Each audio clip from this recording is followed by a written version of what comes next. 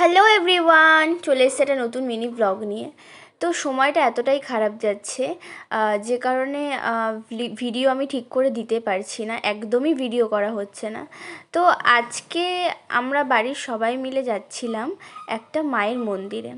কারণ হচ্ছে আমাদের সময়টা এতটাই খারাপ যাচ্ছে, আর একটার পর একটা বিপদ এরকমভাবে আমাদের ওপর পড়ছে, যে কারণে মায়ের কাছে গিয়েছিলাম যে যাতে মা সব কিছু ঠিক করে দেয়, মা যেন সবসময় আমাদের পাশে থাকে, এটাই আমি চাই। তো গিয়ে ভালো করে মাকে আগে আমি প্রণাম করে সব কিছু বলে নিয়েছি যে আমাদের মানে আমাদের যে ফ্যামিলিতে বা আমার জীবনে যেসব প্রবলেমসগুলো যেগুলো একটার পর একটা আসতেই চলেছে, সেগুলো যাতে ঠিক হয়ে যায়।